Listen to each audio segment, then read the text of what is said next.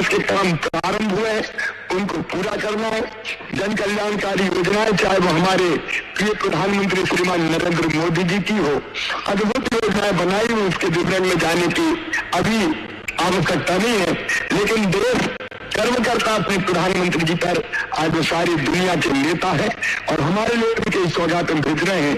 उन कामों को ठीक से जमीन तक पहुंचाना हो तो अभी भारतीय जनता पार्टी की सरकार प्रदेश में चाहिए, और प्रदेश की योजनाओं को आगे बढ़ा के जनता का कल्याण और विकास के काम करना हो तो अभी भारतीय जनता पार्टी की सरकार प्रदेश में चाहिए।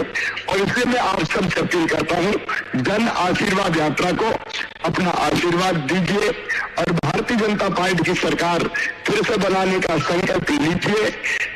मैं जानता हूं कि रामेश्वरा अपना पवित्र तीर्थ है, चंबल बनास और पार्वती नदी का संगम है। कई दिनों से वहां ये मांग थी कि उसको तीर्थ स्थल के रूप में विकसित किया जाए। नरेंद्र सिंह जी ने भी अभी मुझे फोन पर चर्चा करके आग्रह किया था कि तीर्थ स्थल के रूप में उसको विकसित करने का काम करें।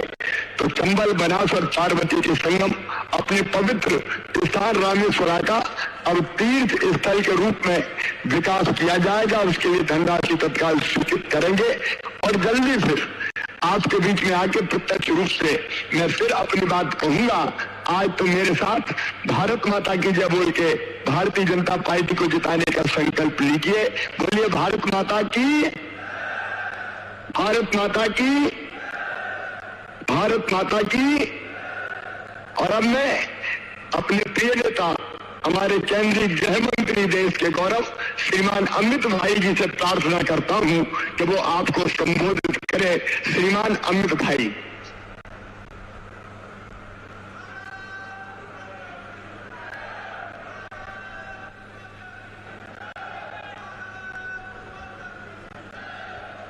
मेरे साथ यहां ग्वालियर में उपस्थित श्रीमान शिवराज सिंह जी, श्रीमान ज्योतिरादित्य सिंधिया जी, भूपेंद्र जी, हमारे प्रदेश अध्यक्ष,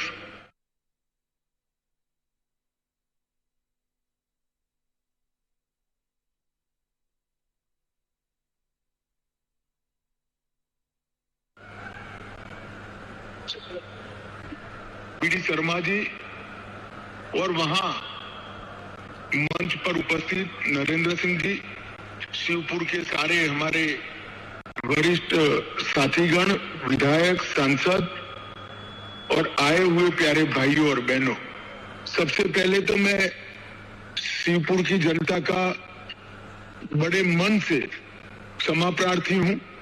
आज ग्वालियर में बारिश की वजह से हेलीकॉप्टर वहां आने के लिए निकल नहीं रहा है, और मैं इतना जरूर कहूंगा कि इसी चुनाव अभियान में मैं जरूर शिवपुर आऊंगा और आपसे मिलूंगा। मित्रों, आज जब मैं यहां आया हूं तब शिवपुर के हजार मुख वाले शिवलिंग हजारेश्वर को प्रणाम करता हूं और आप सभी को इस जन आशीर्वाद यात्रा का चौथा चरण जो आज शुरू हो रहा है, इसके लिए एक विनम्र अपील करना चाहता हूं। मोदी जी के नेतृत्व में भारत के विकास का एक नया युग शुरू हुआ है और इसके लिए बहुत जरूरी है कि मध्य प्रदेश के अंदर भी डबल इंजन की सरकार हो। 2003 से 2023 तक के 20 साल के अंदर मध्य प्रदेश में भारतीय जनता पार्टी को एक बीमारू राज्य से बेमिसाल राज्य बनाने तक की यात्रा पूरी की है। और आज फिर से जब हम आपका आशीर्वाद लेने आए हैं, तब मैं ये वादा जरूर करना चाहूंगा भारतीय जनता पार्टी के सभी कार्यकर्ताओं की ओर से कि जो अमृतकाल का समय है, देश को महान बनाने का समय है, इसमें मध्य प्रदेश की ये यात्रा जारी रहे, बहुत जरूरी है। चाहे किसानों को बिजली देना हो, किसानों के खेत तक पानी पहुंचाना हो, गरीबों को घर देने हो, गरीबों को अनाज देना हो या इलाज की सुविधाएं पहुंचानी हो, चाहे आदिवासी हो, दलित हो, पिछड़ा समाज हो, हर वर्ग के अनेक योजनाएं भारतीय जनता पार्टी ने शुरू की है। केंद्र की सरकार ने भी की है, शिवराज जी की सरकार ने भी की है। और मोदी जी के नेतृत्व में देश दिन दूनी रात चौगुनी प्रगति कर रहा है। मैं जब आऊंगा तब इसकी डिटेल बात करेंगे। अभी तो मैं इतना ही कहना चाहूंगा कि जन आशीर्वाद यात्रा को आपका आशीर्वाद प्राप्त हो और 150 से ज्यादा सीटों के साथ मध्य प्रदेश में फिर से एक बार भारतीय जनता पार्टी की अपनी सरकार बनाइए। यही मेरा आप सबसे अपील है। आप सभी को मेरा नमस्कार। मेरे साथ बोलिए, भारत माता की, भारत माता की जय। लो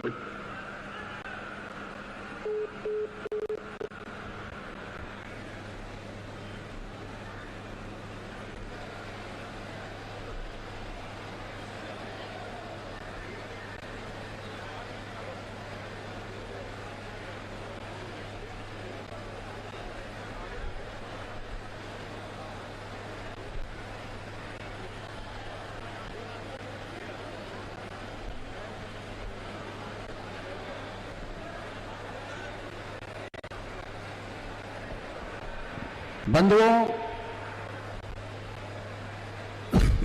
अभी कुछ समय पश्चात इस जन आशीर्वाद यात्रा का जो रथ है, यह रथ हमारे प्रमुख बाजार में पटेल चौक होते हुए, पुल दरवाजा होते हुए, गणेश बाजार होते हुए मेन मार्केट और वहां से गोलंबर होते हुए पूरे शहर में जनता का आशीर्वाद लेने के लिए घूमेगा। इसमें अभी हमारे देश के रेल मंत्री, हमारे नेता सम्माननीय श्री अश्विनी जी वैष्णव जी इस रथ को हरी झंडी दिखाएंगे और हमारे लोकप्रिय सांसद माननीय नरेंद्र सिंह तोमर जी जनता के बीच में जाकर और जनता से आशीर्वाद प्राप्त करेंगे। इस अवसर पर सभी कार्यकर्ता बंधुओं से, हमारे श्योपुर की सम्माननीय जनता जनार्दन से, युवा साथियों से और माता बहनों से विनम्र आग्रह है कि हम सब इस यात्रा में साथ चलें। बंधुओं, बड़ी प्रसन्नता की बात है कि ईश्वर की कृपा हम पर है, भगवान की कृपा है, इंद्रदेव प्रसन्न हो गए हैं और हम एक एक बूंद पानी के लिए तरस रहे थे। ऐसी स्थिति में ईश्वर ने भारतीय जनता पार्टी को आशीर्वाद दिया है और ईश्वर ने हमारे श्योपुर की जनता पर यह कृपा जो बरसाई है ताकि हमारे सूखे खेतों को पानी मिल सके। हम सब अभी इस रथ का पूजन करेंगे। रथ के पूजन के बाद आप सब चलेंगे।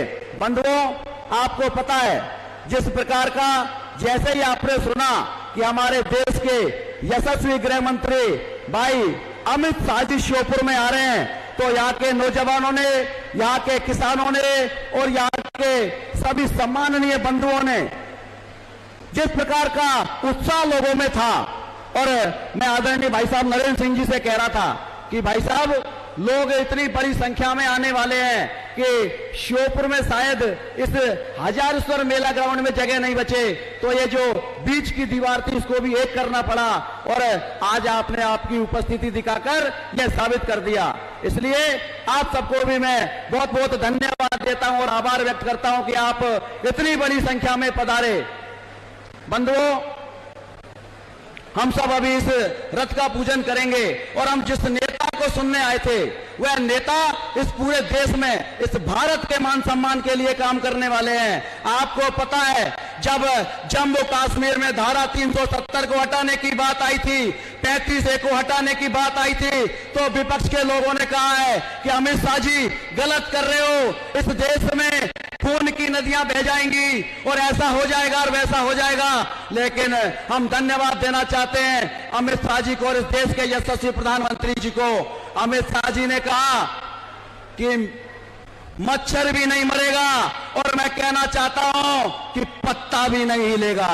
और आप सबको पता है कि धारा 370 और 35A को एक झटके में उन्होंने हटा दिया। जब बंधुओं, हम सब ने देखा है, श्योपुर के युवाओं ने और पूरे देश के लोगों ने देखा है, जब देश की संसद में विपक्ष के लोगों ने कहा कि आप किस कश्मीर की बात करते हो, तो आदरणीय गृह मंत्री जी ने कहा कि हम पाक अधिकृत कश्मीर की बात करते हैं, हम उसको अपना मानते हैं। और उन्होंने कहा कि जान दे देंगे इस देश के लिए और इस कश्मीर के लिए। ऐसे सम्माननीय हमारे देश के यशस्वी गृह मंत्री जी ने आज हम सबको संबोधित किया है। बंधुओं, मैं इस बात के लिए आपसे क्षमा मांगता हूं क्योंकि मौसम की प्रतिकूलता थी, हेलीकॉप्टर उड़ नहीं पाया, लेकिन आप सबका जोश देखकर, आप सब युवा साथियों का जोश देखकर मैं यह विश्वास के साथ कह सकता हूं कि आने वाले कल में भारतीय जनता पार्टी को आपका आशीर्वाद मिल गया है। बंधुओं, आप सब जोरदार एक जयकारा देकर यह विश्वास दिलाएं, सभी युवा साथी, माता बहनें इस बात का